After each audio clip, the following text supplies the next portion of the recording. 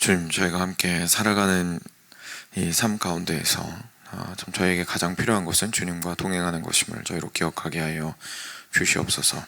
저희가 시험이나 어려움이나 고난 가운데 있을 때에도 주님과 함께 가고자 하는 마음을 주시고, 주께서 함께 하신다는 사실을 저희로 기억하게 하여 주시고, 그리고 그것이 우리를 능히 그 현실 속에서 살아가게 하여 주시기를 간절히 간구드립니다.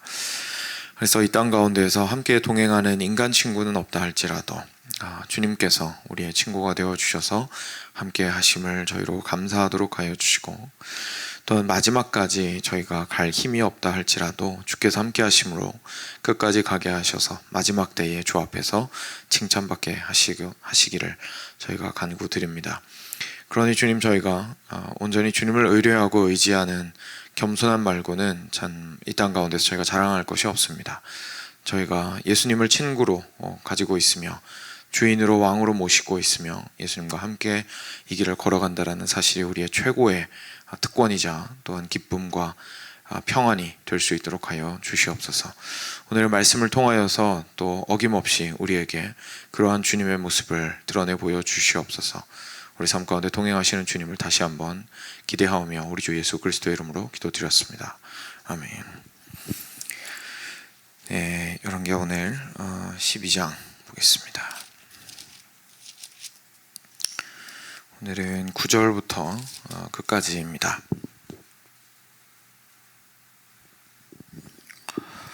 9절부터 21절까지 말씀 같이 교독하겠습니다. 제가 먼저 읽겠습니다. 제사장 여호야다가 한 궤를 가져다가 그것의 뚜껑에 구멍을 뚫어 여호와의 전문어귀 오른쪽 곧 제단 옆에 두매 여호와의 성전에 가져오는 모든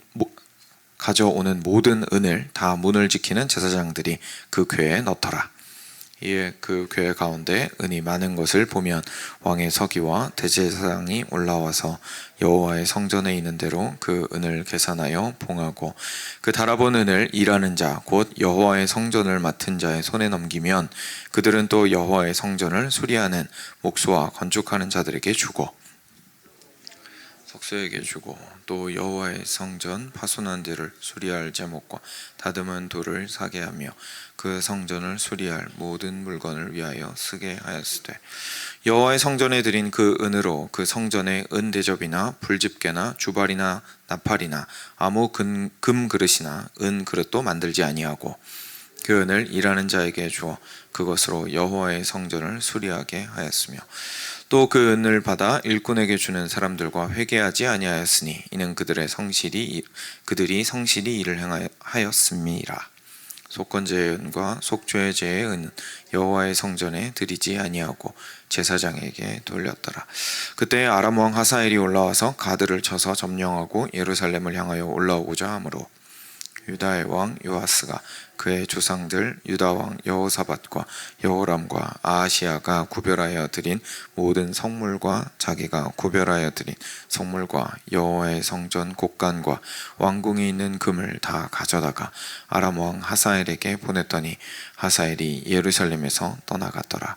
요아스의 남은 사적과 그가 행한 모든 일은 유다 왕 역대지략에 기록되지 아니하였느냐. 요아스의 신복들이 일어나 반역하여 실라로 내려가는 길가의 밀로 궁에서 그를 죽였고, 함께 읽겠습니다. 그를 쳐서 죽인 신복은 시므아세 아들 요사갈과 소멜의 아들 여호사바드였더라. 그는 다윗성에 그의 조상들과 함께 장사되고 그의 아들 아마샤가 그를 대신하여 왕이 되니라.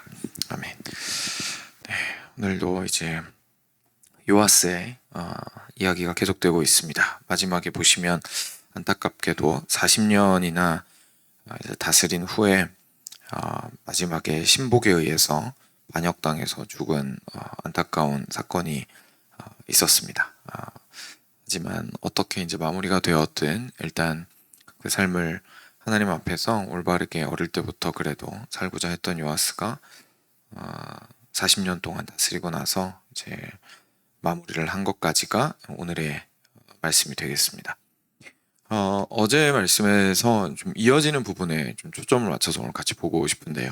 어제 저희가 보았던 것이 그 성전이 너무 오랫동안 방치가 되어 있었다 보니까 요아스가 그것을 이제 수리를 하고 싶은 마음이 생겼습니다. 그래서 수리를 하려면 돈이 필요한데 보니까 성전에서 여러 가지 명목으로 들어오는 은이 있었죠. 그래서 그 은을 이쪽으로 그 성전 수리하는 쪽으로 돈을 이렇게 용도를 좀 이렇게 활용을 하면 좋겠다라는 아이디어가 생겨서 제사장들 불러 모아놓고 이제 들어오는 그 은들을 모아서 그렇게 좀 전용을 했으면 좋겠습니다라고 이야기를 했습니다.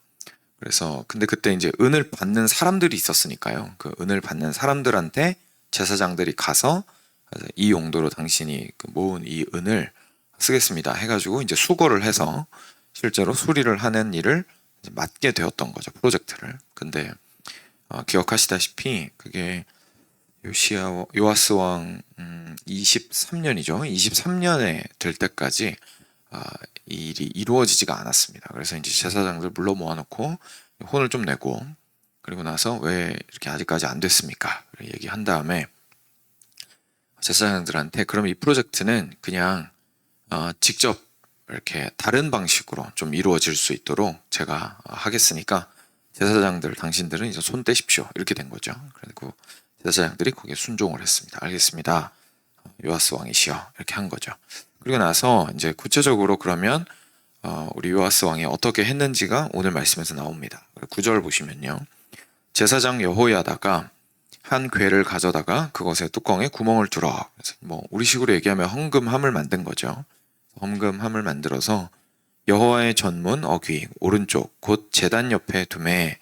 그래서 이렇게 딱 들어오자마자 그 제단 옆에 두어서 잘 볼 수 있는 곳에 두었습니다. 그래서 여호와의 성전에 가져오는 모든 은을 다 문을 지키는 제사장들이 그 궤에 넣더라. 그래서 예전에는 이제 제사장들이 그 은을 모으는 사람한테 가서 거둔 것들을 받아다가 일을 해야 되는 이제 2단계 정도 이렇게 거쳐야 되는 상황이었는데 지금 우리식으로 얘기하면 이제 지정헌금식으로 헌금함을 별도로 만든 거죠. 그래서 별도 헌금함을 만들어서 여기 들어오는 은은 다 수리로 갈 겁니다. 이렇게 하고 이제 거기다 놔뒀다고 생각하시면 되겠습니다. 그래서 이제 지금은 일이 좀 더 간단해졌죠. 와서 거기에 딱 넣으면 그 제사장들이 와서 그거 수거만 딱 하면 되게 이제 시스템을 만들었던 겁니다. 그렇게 했고요. 그리고 나서 10절에 이 궤 가운데 은이 많은 것을 보면 왕의 서기와 대제사장이 올라와서 여호와의 성전에 있는 대로 그 은을 계산하여 봉하고, 그러니까 뭐 분류하고 이런 일 할 필요 없이 그 안에 들어있는 그대로 은을 계산해서 이제 봉하고 이렇게 뭐랄까요? 이렇게 아무도 만지지 못하게 하고 11절에 달아본 은을 일하는 자, 곧 여호와의 성전을 맡은 자의 손에 넘기면, 다시 말해서 글쎄요, 옛날 우리 한국식으로 얘기하면 사찰 집사님 같은 분한테 이 헌금함을 통째로 그냥 바로 넘긴 겁니다. 이 안에 들어있는 거는 다 성전 수리를 위해서 쓰는 거니까 성전을 원래 전체적으로 관리 감독하는, 건물을 관리 감독하는 분한테 그냥 통째로 다 넘겨버린 거죠. 그리고 나서 그분이 또 여호와의 성전을 수리하는 목수와 건축하는 자들에게 주고, 또 미장이와 석수에게 주고, 또 여호와의 성전 파손한 데를 수리할 제목과 다듬은 돌을 사게 하며 그 성전을 수리할 모든 물건을 위하여 쓰게 하였으되. 그래서 이제 제사장이 아니고 지금 현재 이 성전 건물을 원래 관리 감독하던 사람이 구체적으로 필요한 업자들한테 연락을 해가지고 외주를 줘서 이 건물을 고칠 수 있도록 했다는 이야기입니다. 그래서 어렵지 않으시죠? 그래서 여호와의 성전에 13절입니다. 여호와의 성전에 드린 그 은으로 그 성전에 은대접이나 불집게나 주발이나 나팔이나 아무 금그릇이나 그릇도 만들지 아니하고 그 은을 일하는 자에게 주어 그것으로 여호와의 성전을 수리하게 하였으며. 그러니까 이렇게 별도의 목적으로 떼어놓은 이 은 같은 경우에는 다른 용도로는 절대로 쓰지 않았다는 얘기입니다. 그러니까 다른 용도로도 쓸 필요가 있었겠죠. 필요는 있었을 겁니다. 그죠? 근데 지금 현재 아마 많이 이렇게 노후화가 되었었는지 그 성전을 고치는 것이 이제 가장 우선시 되었던 모양입니다. 그래서 그것들을 이렇게 떼어놓은 목적대로 정확하게 사용을 하고 다른 데는 절대로 사용하지 않았다 뜻입니다. 15절입니다. 또 그 은을 받아 일꾼에게 주는 사람들과 회개하지 아니하였으니 이는 그들이 성실히 일을 하였습니다. 그러니까 중간에서 실제로 그 헌금함을 통째로 받아서 이렇게 일꾼들을 사가지고 일을 시켰던 그 성전을 관리 감독하는 사람을 별도 관리하지 않았다는 얘기죠. 별도 관리하지 않았다는 겁니다. 왜냐하면 그 사람이 신실하고 성실하게 그 일을 했기 때문이었습니다. 속건제의 은과 속죄제의 은은 여호와의 성전에 드리지 아니하고 제사장에게 돌렸더라. 그래서 원래 제사장한테 돌아가는 은들 같은 경우에는 이제 여기에 그 성전 수리를 위해서 모금하고 있는 이 은에 포함시키지 않고 제사장들한테 갈 수 있도록 했습니다라는 이야기입니다. 그래서 어제의 이야기에 이어서 그 성전 수리를 어떻게 좀 했는지에 대해서 우리가 요아스 왕의 구체적인 업적들을 오늘 말씀을 통해서 저희가 볼 수가 있는데요. 어제 말씀에 이어서 저희가 생각해 볼 수 있는 것이 있습니다. 어제 저희가 좀 함께 묵상해 보았던 것은 제사장들이 보여주었던 그 모습을 통해서 우리 삶 속에서 성실하게 하나님을 따르는 것이 참 필요하다는 것을 우리가 함께 살펴보았는데요. 오늘 마침 그 일하는 자를 표현하는 말 중에 성실하게 했다라는 표현이 나오는 것을 저희가 볼 수가 있습니다.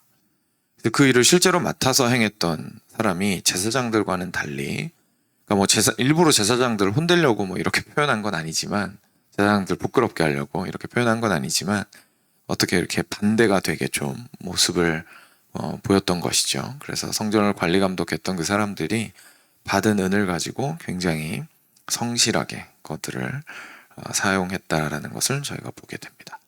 여기서 저희가 이 성실하다라는 표현을 좀 깊이 있게 묵상해 볼 필요가 있습니다. 왜냐하면 성실하다라는 거는요, 그냥 단순하게 일을 열심히 했다라는 뜻을 이제 넘어가기 때문이죠. 그것을 넘어가는 것입니다. 단순하게 매일매일 해야 할 일을 할당량을 잘 채웠다. 이제 그런 사람을 보고 우리가 성실하다라고 표현합니다.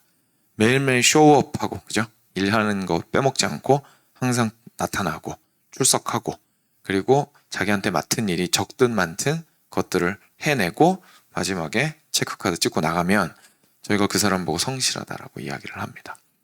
그런데 단순하게 표면적으로 보이는 겉으로 드러나는 그런 꾸준함만을 성실함이 얘기하는 게 아니고요. 이 성실함은 사실 굉장히 그 영혼은 깊숙이 박혀있는 그리스도인에게는 굉장히 중요한 자질입니다. 왜냐하면 이 성실함이 결국은 하나님을 경외함과 그리고 정직함과 그 모든 것들과 연결되어 있기 때문에 그렇습니다. 그렇게 매일의 삶 가운데에서 성실하기 위해서는 결국 그 사람은 하나님을 경외하는 마음이 있어야 합니다. 왜냐하면 지금 이 사람이 성실해서 뭘 안 했냐면 다른 사람이 굳이 감사를 할 필요가 없었다라는 이야기를 지금 하고 있거든요. 그 말은 무슨 말이냐면 일하는 사람 입장에서 아니 내가 성실하게 일하는데 당신 왜 나 못 믿어요? 감사 들어오는 겁니까? 이렇게 이제 저희가 역정을 낼 때가 있잖아요. 그렇게 했다는 얘기가 아니라 옆에서 봤을 때 이 사람이 너무 성실하고 정직하게 하나님을 두려워하는 마음으로 일을 했다는 것이죠. 그러니까 저 사람한테는 필요가 없어요 라고 판단이 됐다라는 얘기입니다. 그죠? 그러니까 이거는 권리를 주장하는 측면에서 감사 왜 들어와요? 이렇게 얘기를 하면 안 되는 거고요. 이걸 보고 적용을 할 때 저희가 적용할 때 어떻게 적용을 해야 되는 거냐면 내가 하나님을 두려워함으로 감사가 필요 없을 수준으로 일을 해야 되는 거구나 라고 적용을 해야겠죠. 그래서 우리가 하나님 앞에서 하나님을 두려워함으로 우리의 삶을 과연 살아나가고 있는지를 이제 돌이켜보게 해주는 표현인 겁니다. 그리고 그런 사람은 자신이 맡은 일이 아무리 작든지 아무리 크든지 그 일에 아주 성실하게 임하게 됩니다. 성경은 우리한테 작은 일에 충성된 자에게 이제 하나님께서 큰 일을 맡기시고 또는 작은 일에 충성된 자가 큰 일에도 충성되고 작은 일에 불의한 자가 큰 일에도 불의하다라고 이제 말씀하시는 것들을 저희가 볼 수가 있습니다. 그러니까 일단 그 성실함은 작은 것에서부터 출발을 하게 되는데 그건 역시 하나님을 두려워하는 것에 연결되어 있죠. 왜냐하면 인간적으로 생각하면 이 작은 일은 사람들에게 크게 칭찬을 받을 수 있는 일이 아닙니다. 그리고 내 개인적으로 보더라도 이 작은 일은 큰 이렇게 득이 안 됩니다. 그죠? 뭐 쉽게 말해서 돈을 많이 벌어다 주는 일이 아닙니다. 작은 일은. 그런데 그 일에 충실되게, 충성되게, 그리고 성실하게 임할 수 있다라는 얘기는 지금 내가 누구를 위해서 일하고 있는 누구의 백성인지가 나를 일하게 만들고 있다는 뜻입니다. 내가 일해야 되는 이유가 돈도 아니고, 내가 일해야 되는 이유가 사람도 아니고, 내가 일해야 되는 이유는, 이 지금 눈앞에 모인 이 일을 해야 하는 이유는 이 일을 맡기신 분이 천지를 창조하시고 나를 다스리시는 여호와 하나님이시기 때문이며 나는 그분의 백성이기 때문이다 라는 마음으로 일을 해야만 작은 일에 충성을 다할 수가 있습니다. 그랬을 때에 같은 마음으로 큰 일을 저희가 감당할 수 있게 됩니다. 이게 그냥 단순하게 작은 일부터 경험을 쭉쭉쭉 해봐야 이제 큰 일을 맞닥뜨렸을 때 당황하지 않고 비슷한 수준으로 일을 해낼 수 있습니다 라는 거랑은 조금 각도가 다르죠. 그런 의미가 아닙니다. 왜냐하면 지금 작은 일에 충성한 자가 큰 일에 충성할 수 있다고 이야기를 할 때에는 이게 우리의 경험에 대한 측면에서 지금 이야기를 하고 있는 것이 아니라 말 그대로 하나님을 얼마나 두려워하느냐에 대한 측면에서 이야기를 하고 있기 때문에 그렇습니다. 작은 일도 기준이 하나님께 있다면 이런 뜻이죠. 작은 일을 할 때 기준이 이 일이 작으니까, 이 일이 보잘것없으니까, 이 일이 하찮으니까 내가 그냥 대충 하련다 라고 생각을 하고 있다면 기준이 하나님께 있는 게 아니라 나나 이 일의 자금에 있는 겁니다. 그죠? 그런데 이 작은 일을 할 때도 기준이 하나님께 있으면 동일한 기준을 가지고 큰 일도 행할 수가 있다라는 뜻인 것이죠.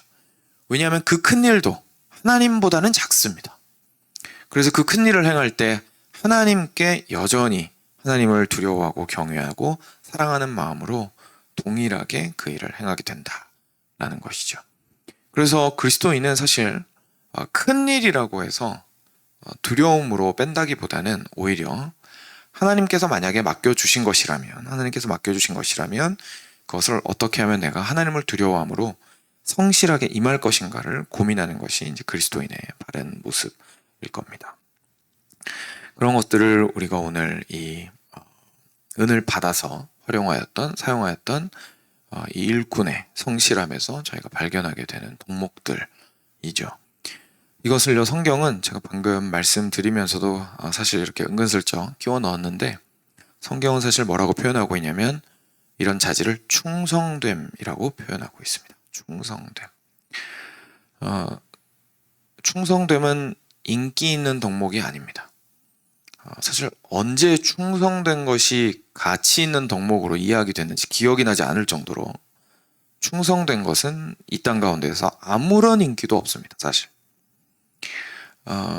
왜냐하면 한 주인에게 죽기까지 충성하는 것은 지금 시대에는 뭐라고 얘기합니까? 바보라고 얘기합니다. 그죠? 바보라고 얘기합니다.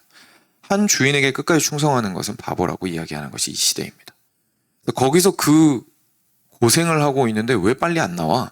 라고 이야기하는 것이 이 시대의 이야기이고, 그렇게까지 고생을 하면서 그 자리를 지킬 일인가?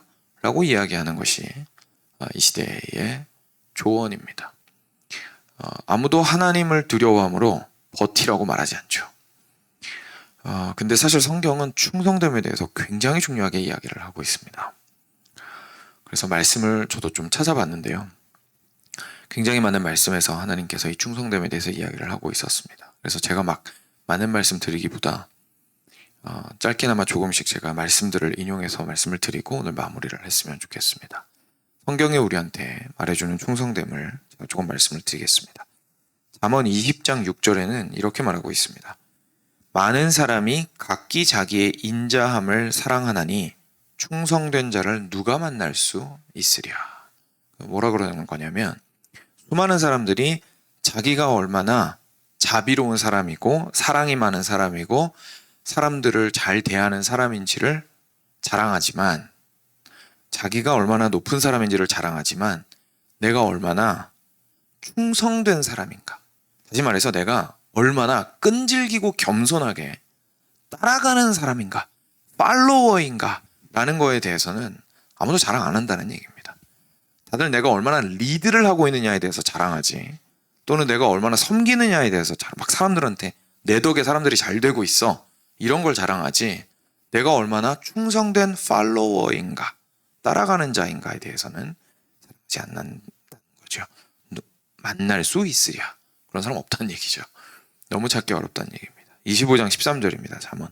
충성된 사자는 그를 보낸 이에게 마치 추수하는 날의 얼음 냉수 같아서 능히 그 주인의 마음을 시원하게 하느니라. 우리가 만약에 하나님에게 칭찬을 받고 싶다면 우리가 해야 하는 것은 업적을 이루는 것이 아니라, 대단한 업적을 이루는 것이 아니라 충성된 것입니다. 그래서 어제 오늘 말씀을 통해서 저희가 보게 되는 건 얼마나 그 성전이 노후화되어 있었고, 그래서 노후화된 그 성전이 얼마나 아름다워졌는지에 대해서 평가하는 말은 한마디도 없습니다.